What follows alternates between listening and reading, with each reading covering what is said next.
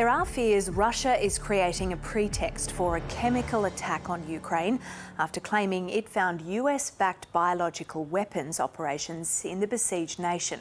Moscow has called a special meeting of the UN Security Council after claiming it found a number of laboratories in Ukraine. The accusations have drawn condemnation from Western powers, and the UN says there is no evidence to substantiate the claim. I am aware of media reports regarding allegations of biological weapons programs.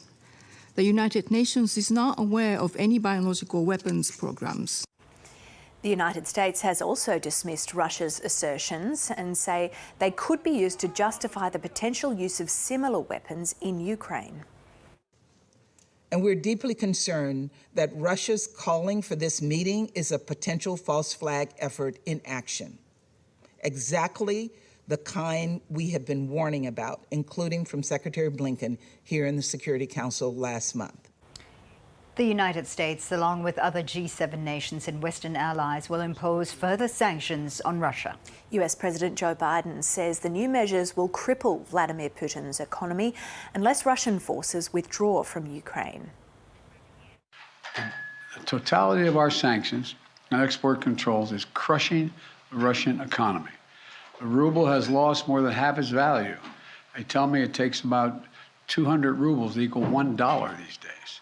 Moscow Stock Exchange has been closed for 2 weeks because they know the moment it opens, it will probably collapse. Now, Russia is recruiting volunteers from the Middle East to take up arms against Ukrainian forces. The announcement came after Russian forces widened its military offensive, striking targets close to the Polish border.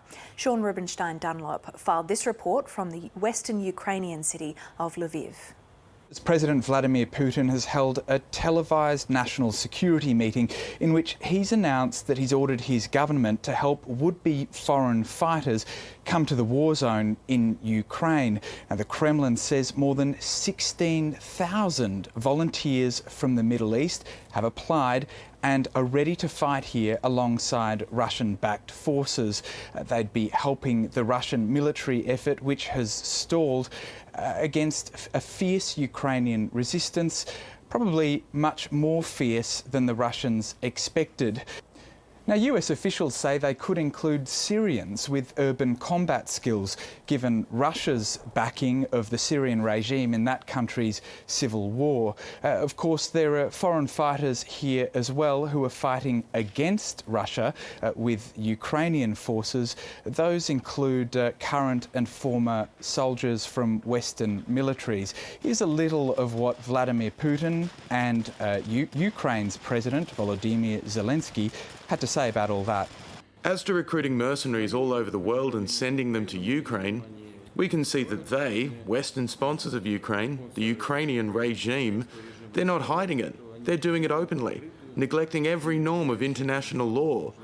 Therefore, if you see that there are people willing to go and help the people of Donbass as volunteers, especially free of charge, well, we should grant their wish and help them reach the combat zone. We are already reached a strategic turning point. We are already moving towards our goal, towards our victory. This is a patriotic war with a very stubborn enemy who does not pay attention to the thousands of his killed people, killed soldiers, who is now gathering reservists and conscripts all over Russia to throw them into the hell of this war. Who came up with the idea of throwing mercenaries against our people? Thugs from Syria. From the country that was destroyed in the same way as the invaders are destroying us now. Now, Volodymyr Zelensky also said today that Ukraine has reached a strategic turning point in the war, but fighting rages on in many besieged cities, and Russia has widened its military offensive into areas where we haven't usually seen military strikes here in the West. It's targeted 2 military airfields just about 150 kilometres from where I am here in the city of Lviv, and only 100 kilometres from the Polish border.